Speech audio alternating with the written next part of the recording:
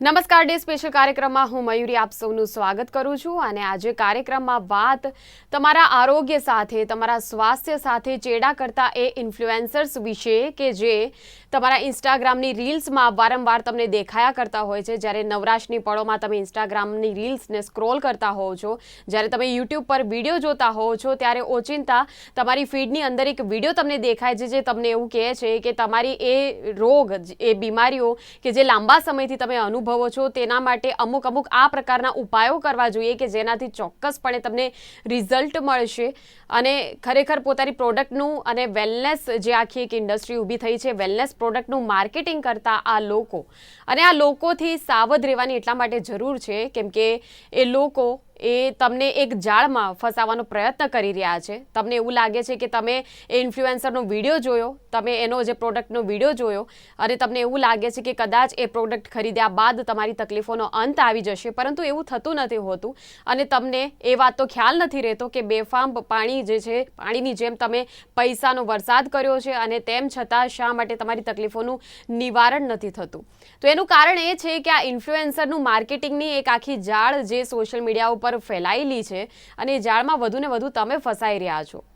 આપણી સાથે પેનલમાં આજે ચર્ચા કરવા માટે એક ડૉક્ટર ઉપસ્થિત છે, એક ગાયનેક ઉપસ્થિત છે જે પોતે આપણને એવું જણાવશે કે કેવી રીતના આ જે ઇન્ફ્લુએન્સર્સ છે અમુક ચોક્કસ પ્રકારની મહિલાઓને લગતી તકલીફો, સૌથી વધારે જે વિડીયો જોવાતા હોય છે તે પીસીઓએસ અને પીસીઓડીના જોવાતા હોય છે અને સૌથી વધારે મહિલાઓ દ્વારા જ આ વિડીયો જોવાતા હોય છે અને જ્યારે આ પ્રકારના વિડીયો જોવાતા હોય છે ત્યારે તમામ જે ઇન્ફ્લુએન્સર એ બની બેઠેલા ડૉક્ટરો કે જે નિદાન કરી દેતા હોય છે કે અમુક ચોક્કસ પ્રકારની તકલીફોમાં તમારે કેવા પ્રકારના પદાર્થો ખાવા, કેટલી કેલરી લેવી, કેવા પ્રકારની દવાઓ લેવી અને પછી આગળ જતાં કેટલું ઘાતક પરિણામ તમારા સ્વાસ્થ્ય પર કેટલી માઠી અસર એ પહોંચાડે છે એ વાત વિશે તેઓ જણાવશે। સાથે મારી સાથે એક લેખક અભિનેત્રી અર્ચનાબેન પણ જોડાયા છે। સૌથી પહેલાં હું ગેસ્ટનો પરિચય આપને આપી દઉં। મારી સાથે જોડાયા છે અર્ચનાબેન ચૌહાણ કે જે પોતે લેખક અને અભિનેત્રી છે અને ખાસ કરીને જ્યારે પોતે જ એક ગંભીર બીમારીમાંથી તેઓ પસાર થયા છે અને એ સમયે ડૉક્ટર સિવાય બીજું કોઈ જ એમને મદદ ન કરી શકત, એટલે ડૉક્ટરની ભૂમિકા શું હોઈ શકે તમારા રોગનું નિવારણ કરવામાં, તમારી જે તકલીફો છે તેને ઓછી કરવામાં, અને આ ડૉક્ટર જે છે એ ડૉક્ટરના લેવલ સુધી ઇન્ફ્લુએન્સર્સ તો ક્યારેય પહોંચી ન શકે। અર્ચનાબેન, ખૂબ ખૂબ સ્વાગત આપનું કાર્યક્રમમાં। ડૉક્ટર વંદના અમીન આપણી સાથે જોડાયા છે, ગાયનેકોલોજીસ્ટ છે, વર્ષોથી મહિલાઓને લગતી તકલીફોમાં તેઓ દર્દીઓની સારવાર કરતા આવ્યા છે। ડૉક્ટર વંદના, આપનું પણ સ્વાગત કાર્યક્રમમાં। નમસ્તે। તો આ બંને પાસેથી એ જ સમજવાનું છે કે આખરે આ જે સોશિયલ મીડિયામાં જ્યારથી ઇન્સ્ટાગ્રામ અસ્તિત્વમાં આવ્યું છે ત્યારથી જ ઇન્ફ્લુએન્સર્સનો રાફડો ફાટ્યો છે અને તમામ ઇન્ફ્લુએન્સર્સ, લગભગ 10માંથી 5 એવા ઇન્ફ્લુએન્સર્સ છે કે જે સતત કોઈને કોઈ રોગ વિશે, કોઈને કોઈ બીમારી વિશે આપણને સલાહ આપતા જોવા મળે છે।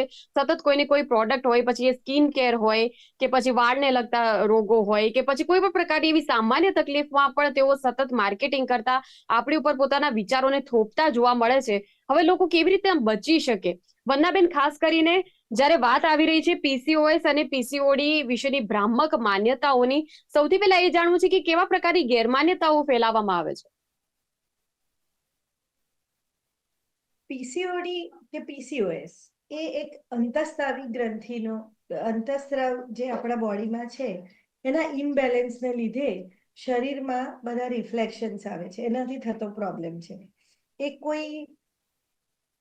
એ લગભગ પ્રકૃતિ કહેવાય રોગને બદલે। તમે એવું માની શકો કે હા કે એને પીસીઓડી પહેલા તો શું છે તે જાણવું જોઈએ। આપણા હોર્મોન્સ, એટલે આપણે જેમ કોઈ વાનગી બનાવીએ તો જુદા જુદા ઇન્ગ્રેડિયન્ટ હોય, તો એવી રીતે આપણા બોડીમાં હોર્મોન્સ એ જુદા જુદા મરી મસાલા જેવું કામ કરે છે। જો કોઈનું બી પ્રમાણ વધારે ઓછું થાય તો તમારી વાનગીનો સ્વાદ, ડીશની પરફેક્શન જતું રહે। એવી રીતે બોડીમાં જુદા જુદા હોર્મોન્સ હોય છે, જેમ તમને કોમનેસ્ટ ખબર હોય થાઇરોઇડ, પ્રોલેક્ટિન, એવી રીતે મેન્સ્ટ્રુઅલ સાયકલને રેગ્યુલેટ કરવા માટે follicle stimulating hormone, luteinising hormone, thyroid, prolactin, DHEAS, testosterone, એવી ટાઈપના બધા હોર્મોન્સ હોય છે કે જેનું ફાઇન બેલેન્સ ચાલે, સારું સ્ત્રીબીજ બને અને મેન્સ્ટ્રુઅલ સાયકલ ચાલે અને જોઈતા સમયે જે તે સ્ત્રીને પ્રેગ્નન્સી રહી શકે। એવી વ્યવસ્થા કુદરતે ગોઠવી છે. વિથ મોડર્નાઇઝેશન આ સિસ્ટમમાં કંઈક ગરબડ થઈ છે અને એના લીધે આજકાલ આપણે અર્બન પોપ્યુલેશનમાં 10માંથી 2 દીકરીઓને પોલિસિસ્ટિક ઓવરી જોવા મળે છે કે જેની અંદર વેટ ગેઇન. હું એટલા માટે બોલું છું અર્ચનાબેન કે જો બેઝિક નહીં કહીએ ને તો આપણી ના, ટોપનું બિલકુલ બેઝિક એટલે મૂળિયા મૂળિયા સુધી પહોંચવું તો ખૂબ જરૂરી છે. મૂળિયા વગર આપણને ખ્યાલ નહીં આવે કે આખરે આ રોગની ઉત્પત્તિ ક્યાંથી થઈ. કે આ ગરબડોના લીધે બેઝિકલી દીકરીઓને પહેલું તો મેન્સ્ટ્રુઅલ ઇરેગ્યુલરિટી આવે છે, બહુ જ અનિયમિત પીરિયડ આવે, મોટે ભાગે ડિલેડ સાયકલ્સ આવે, એટલે હમ. 1.5 મહિને, 2 મહિને, અઢી મહિને પીરિયડ આવે, ન દવા લે તો ન આવે, એવી ટાઈપની મેન્સ્ટ્રુઅલ ઇરેગ્યુલરિટી થાય, જેને સાથે સાથે વેટ ગેઇન થાય. કોઈ લોકોને દાઢી અને મૂછના એરિયાના હેર ગ્રોથ વધારે આવે, ટફ હેર આવે, અને સ્કાલ્પના માથાના વાળ જે હોય તે ઓછા થાય, સ્કિનમાં ડાર્ક પેચીસ આવે, એવી ટાઈપની પ્રોબ્લેમ થઈ શકે.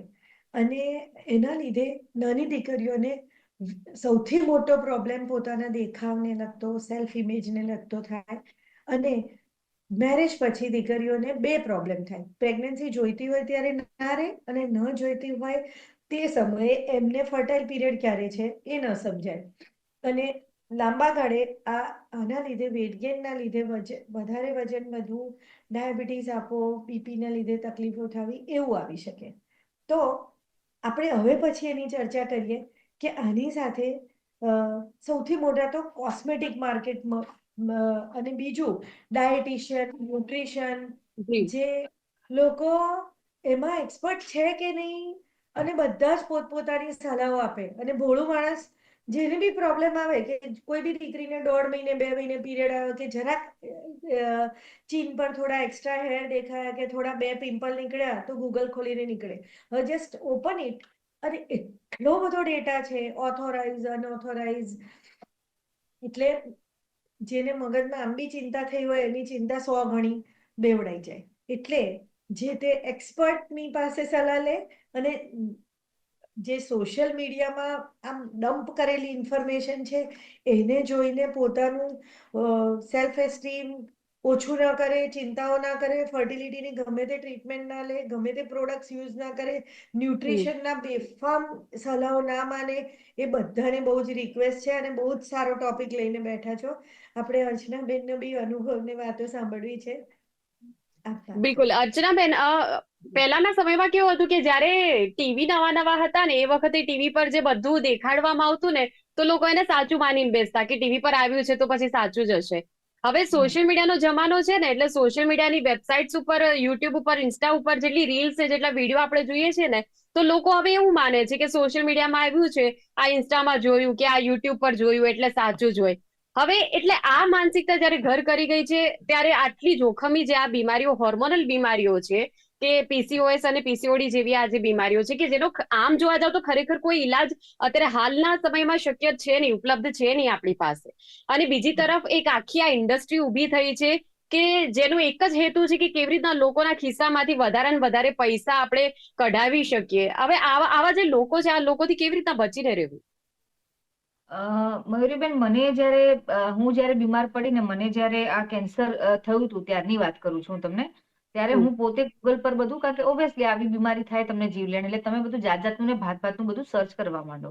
અને પછી હમ. જાત જાતનું ને ભાત ભાતનું સર્ચ કરીને હું મારા ડોક્ટરને કહું, પણ આવું કઈ ના થઈ શકે, પણ આવું કઈ ના થઈ શકે, પણ આવું કઈ ના થઈ શકે. એટલે એકવાર મારા ડોક્ટરે બહુ સરસ વાત મને કહી હતી, જે મને હંમેશા યાદ રહી ગઈ છે આટલા વર્ષોથી, કે હર્ષાબેન, અમે 12મું ધોરણ ભણ્યા પછી 12 વર્ષ ભણ્યા છીએ ને, ત્યારે ડોક્ટર બન્યા છે. તો કંઈક તો હમ. આવડતું હશે ને અમને. એટલે કહેવાનો મતલબ એમ છે કે જો કોઈ પણ વ્યક્તિ આમની સલાહ સૂચન આપી શકતું, અથવા તો તમને રસ્તો બતાવી શકતું, તો 12મા ધોરણ પછી 12 વર્ષ આ લોકોને ભણવાની જરૂર ના પડતી. એ લોકોને કંઈક તો એવું આપણાથી વધારે આવડે છે, બરાબર? નહીતર શું કરવા એ લોકો આટલું બધું ભણે, એક્સપર્ટ બને, અને પછી હોસ્પિટલ ખોલે? ડાયરેક્ટ 12મા પછી યુટ્યુબમાં જઈને રીલ ના બને, ઇન્સ્ટાગ્રામમાં જઈને રીલ ના બનાવવા માંડે. એટલે એક આપણે સ્વીકારવું જ પડે કે ડોક્ટર એ આફ્ટર ડોક્ટર જ છે, અને કોઈ ઇન્ફ્લુઅન્સર, કોઈ મોટિવેશનલ સ્પીકર, કોઈ પણ અભિનેતા, અભિનેત્રી, કોઈ પણ XYZ એ ટેકનિકલ બાબતોને ન જાણતો હોય, એ ડોક્ટર્સ જ જાણતા હોય. હા, એ અભિનેતા કે અભિનેત્રી અથવા તો કોઈ લેખક કે કોઈ પણ વ્યક્તિ એ અગર ડોક્ટર છે ને જાણતા હોય તો વસ્તુ અલગ છે, બાકી એ ન જાણી શકે. એટલે એ આપણે સમજવાની જરૂર છે. અને બીજું 2024માં જો બહુ સરસ વસ્તુ શીખી જો વર્ષના અંતમાં, એ એમ છે કે જે દેખાય છે ને એવું કશું જ હોતું નથી.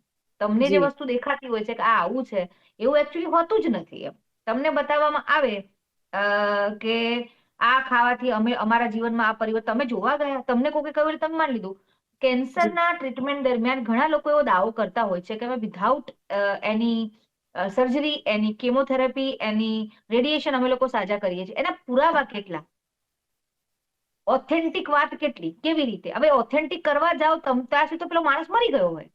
જી એટલે કહેવાનો મતલબ એમ છે કે તમે સમજો કે બીજી બધી જ વસ્તુ ગઈ.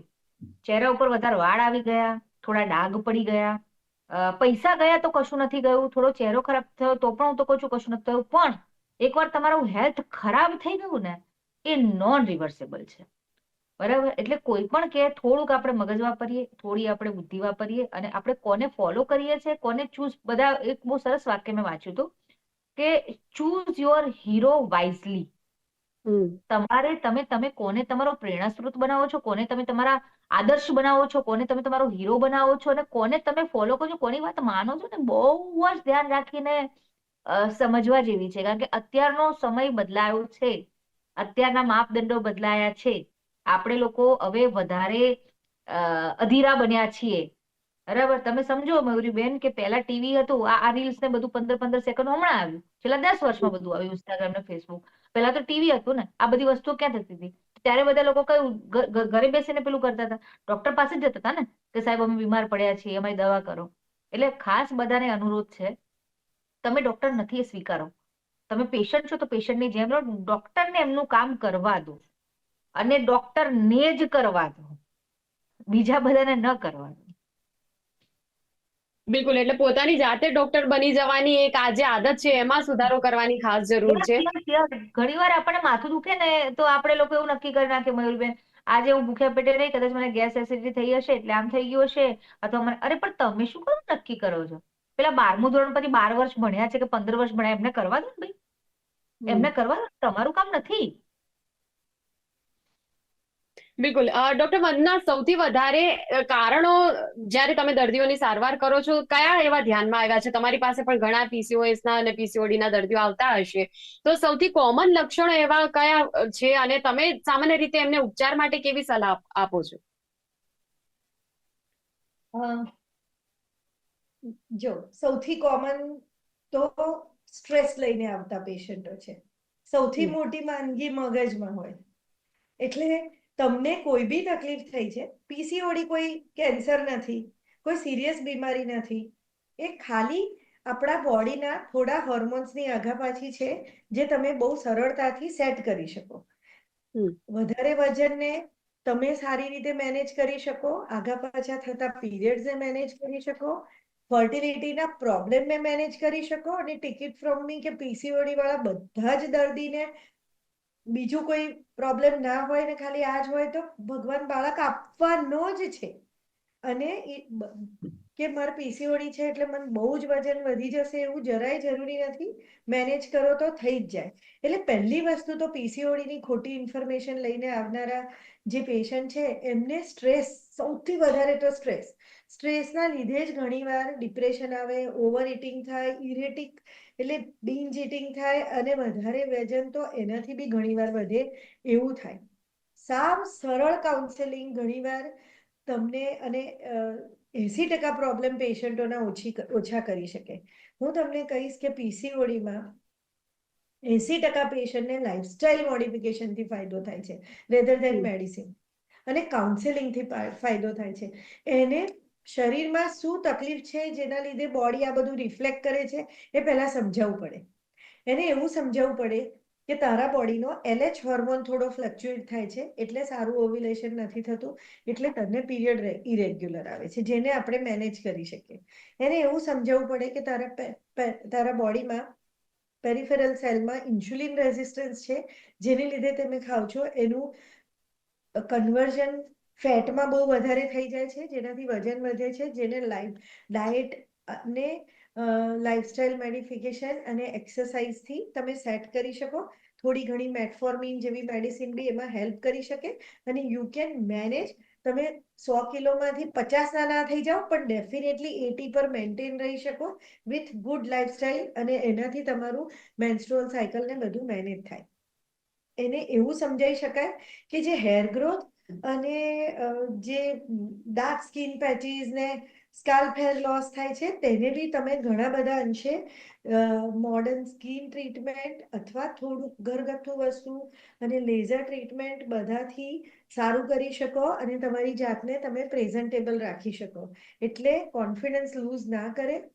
એની સાથે ફર્ટિલિટીની બહુ જ સિમ્પલથી માંડીને જટિલ પીસીઓડીને ને બી ટ્રીટ કરીને પેશન્ટને બાળક રહી શકે એટલો કોન્ફિડન્સ આપી શકાય છે.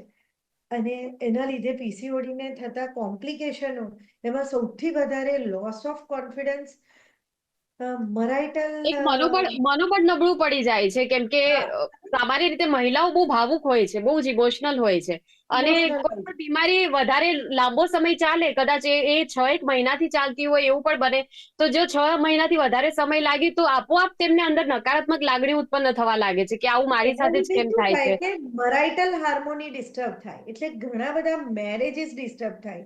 એના જી. લીધે સાયકલ વધારે દીકરીને કન્ટિન્યુઅસ ચાલ્યા કરે, એ વધારે ડિપ્રેસ થાય, એટલે એનો પ્રોબ્લેમ વધારે જટિલ થતો જાય. જેને ડોક્ટરોએ આમ ટેકનિકલ લેંગ્વેજમાં સમજાઈ સિમ્પ્લિફાય કરી અને પહેલું તો એનો કોન્ફિડન્સ રીગેઇન કરવાનો છે.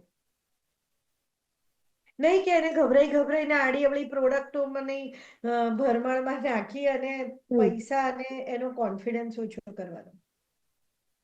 બિલકુલ અર્ચનાબેન, આ છે ને એક કમાણીનું જે એક વ્યવસ્થા આખી શરૂ થઈ છે કે ઇન્ફ્લુએન્સર હોય અને પછી એના લાખોની સંખ્યામાં ફોલોઅર્સ હોય, તો એ લાખોની સંખ્યામાં ફોલોઅર્સ જોઈને પછી એને અલગ અલગ કંપનીઓ કોન્ટેક્ટ કરી છે તે ઇન્ફ્લુએન્સરને, અને પછી એના પ્રોડક્ટની વેચાણ જેમ કે આમ મોડેલિંગ જે લોકો કરતા હોય છે અભિનેત્રીઓ, એની જ જેવું છે કે આ આખું કલ્ચર છે. અને આ કલ્ચર જ કેટલું ઘાતક નીવડ્યું છે આપણા માટે, કેમ કે લોકોને એવો ખ્યાલ નથી આવતો કે આ તો ભાઈ એડ કરી રહ્યા છે કોઈ જે તે, કેમ કે એ પોતે બોલે પણ એ પ્રકારે કે મેં પોતે પણ વાપરેલી પ્રોડક્ટ છે અને મને આ પ્રકારે ફાયદો થયો, પરંતુ દરેકના શરીર અલગ હોય. એવું લોકો એવું શા માટે સમજી નથી શકતા કે જે કોઈ પણ દવાનો ફાયદો કોઈ એક અમુક ચોક્કસ વ્યક્તિને થયો હોય, બીજા વ્યક્તિને પણ એ દવાનો ફાયદો થશે જેવું જરૂરી નથી. હવે આવા ઇન્ફ્લુએન્સર સામે પણ કાર્યવાહી કરવાની જરૂર તો છે. હા, એટલે આપણે બહુ જ એક વસ્તુ સમજવા જેવી છે કે જ્યારે આપણે કોઈ એવી જગ્યાએ છીએ, આપણને એવું કોઈ સ્થાન મળ્યું છે કે જે આપણા બોલવાથી અથવા આપણા કંઈ કહેવાથી લાખો લોકો અને હજારો લોકોની જિંદગી ઉપર અસર પડે છે, ત્યારે આપણે બોલવામાં બહુ જ વિવેક રાખવો પડે. એવું બધાએ એ આપણી નૈતિક ફરજ છે કે હું જો મારા કહેવાથી એની અસર લાખો લોકો ઉપર થઈ જતી હોય, કૃષ્ણાબેને આવું કહ્યું તો મતલબ સાચું જ હશે માની લેતા હોય ને, તો પછી મારા ઉપર જવાબદારી વધે છે. ત્યારે હમ. માત્ર મારા સ્વાર્થ માટે થઈને, મને કારણ કે બહુ જ બધા રૂપિયા મળે છે, કરોડો રૂપિયા મળે છે, એટલે કંઈ પણ બોલી નાખું ને કંઈ પણ કહી દેવું, એ એકચ્યુઅલી પહેલા તો નૈતિક ગુનો બને છે. આપણે લીગલ તો પછીની વસ્તુ છે, નૈતિક ગુનો બને છે, માણસાની રીતે ખોટું છે.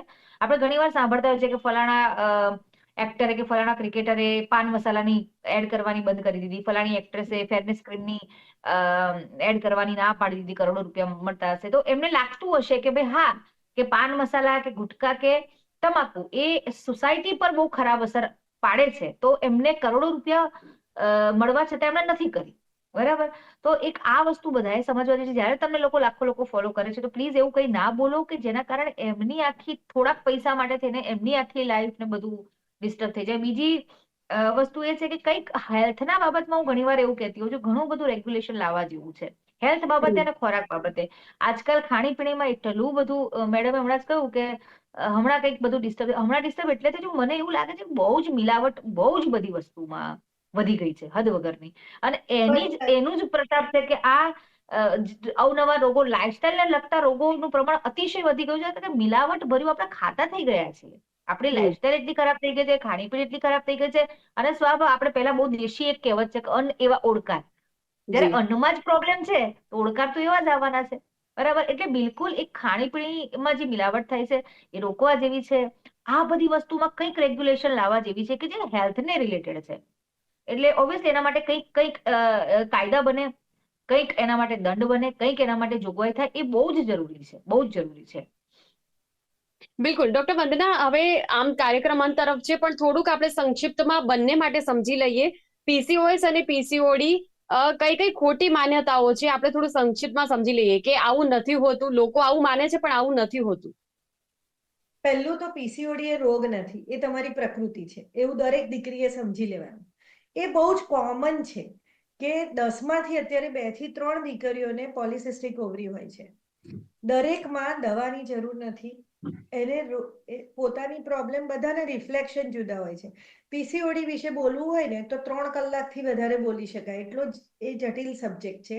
પણ એને કોમન માણસે એના માટે કમેન્ટ કરી અને લોકોને ડિપ્રેસ કરવાની બિલકુલ જરૂર નથી. એનાથી દીકરીઓનો કોન્ફિડન્સ ડાઉન થાય છે અને બેક ઓફ માઇન્ડ, ઇન્ફર્ટિલિટીનો અને લો સેલ્ફ એસ્ટીમ, એટલે પોતાની જાતને ગુજરાતીમાં શું કહીએ, એટલે પોતાની મનોબળ જાતને એનું મક્કમ નથી રહેતું, એટલે ટૂંકમાં મેં એવી પણ છોકરીઓ જોઈ છે કે ફક્ત એને એકને થયા હોય ને, ચહેરા ઉપર ખાલી એકને થયા હોય ને, એ મહિનાથી વધારે ચાલે ને તો પણ એ કોન્ફિડન્સ સાવ ડાઉન થઈ જતો હોય છે. અને એ બધી દીકરીઓને હેર, સ્કિન બધાને મેનેજ કરી શકાય એવી વસ્તુ છે. ખાલી તમારો દેખાવ બહુ જ ઇમ્પોર્ટન્ટ નથી. વોટ ઇઝ ઇમ્પોર્ટન્ટ એ તમારું સારાપણું અને સેલ્ફ કોન્ફિડન્સ છે. તમે શું અંદરથી છો એ ઇમ્પોર્ટન્ટ છે. ટેમ્પરરી તમારા બહારના દેખાવમાં કઈ ફેરફાર આવે તો એનાથી તમારે કઈ ગભરાવાની જરૂર નથી. દુનિયામાં બધું જ મેનેજેબલ છે. અચ્છા, આયુર્વેદ કેટલું યુઝફુલ છે ઉપચારમાં? ડેફિનેટલી આયુર્વેદ આપણું પોતાનું સાયન્સ છે. આયુર્વેદ આપણને સારા ફૂડ, સારા હર્બ્સ વિશે આપે છે, જેની હું એક્સપર્ટ નથી એટલે હું તમને કહી ના, એટલે એના વિશે પણ આયુર્વેદિક ડેફિનેટલી યુઝફુલ છે. આયુર્વેદિક તમને વેટ લોસ માટે જો એક્સપર્ટ સલાહ આપે તો ડેફિનેટલી યુઝફુલ છે. અને એના વિશે હું એલોપેથી કરું છું એટલે હું અચ્છા, એવું કહી ઘણી વખત ડોક્ટર વંદના એવી પણ સલાહ આપવામાં આવતી હોય છે, જે ન્યુટ્રિશનલ કોચ જે લોકો હોય છે, હેલ્થ વેલનેસ કોચ, એમના દ્વારા કે કેલેરીમાં થોડો વધારો ઘટાડો કરવાથી શું કાબુ મેળવી શકાય આ રોગ ઉપર? ડાયટ એ બહુ મોટું સાયન્સ છે. એમાં તમે ખાલી સિમ્પલ પ્રેક્ષકોને ફાયદો થાય એવું કહું કે વ્હાઈટ વસ્તુ છોકરીઓને અવોઇડ કરવાની કહેવાની, કે સોલ્ટ અવોઇડ કરે, શુગર અવોઇડ કરે ને મેંદો અવોઇડ કરે, જેને પોલિસિસ્ટિક ઓવરીનો પ્રોબ્લેમ છે. તો એકદમ કેલરી કટ ડાઉન થઈ જાય. જે બી ડાયટની એડવાઇસ આવે છે ને, એમણે આ ખાઓ ને આ ખાઓ, સ્પેસિફિક ફૂડ પર પ્રોજેક્ટ નથી કરવાનું. ગંદા ગંદા બધા 4 જાતના જ્યુસ બનાવે, 2 કલાક બનાવવામાં જાય, ગ્રોસરીમાં ખર્ચો થાય, એવી સલાહ નથી આપવાની. લેટ્સ મેક ઇટ સિમ્પ્લિફાય કરવાનું છે કે ફૂડમાં આટલું ના કરો અને તમારી પ્રકૃતિ પ્રમાણે તમારી કોમન સેન્સને યુટિલાઇઝ કરીને કરો તો બધાને ફાયદો થશે. અને એક્સપર્ટ માણસો બોલે, જેને સમજ નથી સબ્જેક્ટની, એ લોકો એ વિશે વાત ના કરવી જોઈએ. મેં તમને સિમ્પ્લિફાય કર્યો. દીકરીઓને એવું કહો કે વ્હાઈટ વસ્તુ, શુગર, સોલ્ટ અને મેંદાની વસ્તુ અવોઇડ કરે, એમની 50% કેલરી અવોઇડ થઈ જશે. ખાય, ભૂખે ના મરે, સારું ખાય, ઓર્ગેનિક ખાય, ઓછું ફર્ટિલાઇઝ, ઓછું પેસ્ટિસાઇડ્સ વાપર્યું છે એવું ખાય, પ્લાસ્ટિક્સ અવોઇડ કરવાના છે. મેડમ, બધાને તમે કોઈને કોઈ રીતે પ્લીઝ એડવાઇસ કરો કે પ્લાસ્ટિક જી, અવોઇડ કરવાનો ટ્રાય કરે તો બહુ બધા બીજા રોગો બી અવોઇડ થઈ શકશે. મોટો સબ્જેક્ટ છે, મેડમ બી છે બિલકુલ. સાથે, એટલે હું પરંતુ મારું અમુક એવી ટૂંકું કરીશ. બાબતો કે જે કોમન એવી બાબતો કે જે દરેક છોકરીઓ ધ્યાન રાખે તો કદાચ આ જે રોગ છે તેને વધુ અટકાવી શકાશે. ડોક્ટર વંદના, આપ જોડાયા અને જે અચ્છા, એન્ડ કોમેન્ટ કઈ કહેવા માંગો છો ડોક્ટર વંદના? હા, કે ફૂડની એડવાઇસ ને સિમ્પ્લિફાય કરે, કે આટલો ઓકે. પપૈયો ખાઓ, આટલી કેરી ખાઓ, એવું બધું નહીં કરે. અને જે ઇઝીલી અવેલેબલ સિમ્પલ ફૂડ છે એનો ઉપયોગ કરીને બહુ જ સારી રીતે વસ્તુઓ મેનેજ થઈ શકે એવું છે. એટલે ડોન્ટ મેક ઇટ કોમ્પ્લિકેટેડ. બહુ દવાઓની જરૂર નથી. થોડી એક્સપર્ટ સલાહ ને થોડી કોન્ફિડન્સની જરૂર હોય છે બધી દીકરીઓને. બિલકુલ, એક્સપર્ટ સલાહ અને ડોક્ટર પાસેની જ સલાહ એવું આપણે રાખીએ. અર્ચનાબેન અને ડોક્ટર વંદના બંને જોડાયા એ બદલ આપનો ખૂબ ખૂબ આભાર. Thank you very much. Special કાર્યક્રમમાં દર્શક મિત્રો, જે પ્રકારે ચર્ચા આજે થઈ છે, ખાસ તો મહિલાઓને લગતી તકલીફો, મહિલાઓનું જે સ્વાસ્થ્યની જ આપણે સ્પેસિફિક જો વાત કરીએ તો ઘણી એવી ભ્રામક માન્યતા ફેલાવતા વિડીયો સોશિયલ મીડિયામાં ઉપલબ્ધ છે, જેને જોઈને મહિલાઓને એવું લાગતું હોય છે કે કદાચ આ પ્રોડક્ટ વાપરીશું કે પછી આ પ્રકારના કોઈ પણ એવા ઉત્પાદનો કે જેનો ઉપયોગ કરવાથી તકલીફમાંથી છુટકારો મળી જશે, પરંતુ એવું નથી હોતું.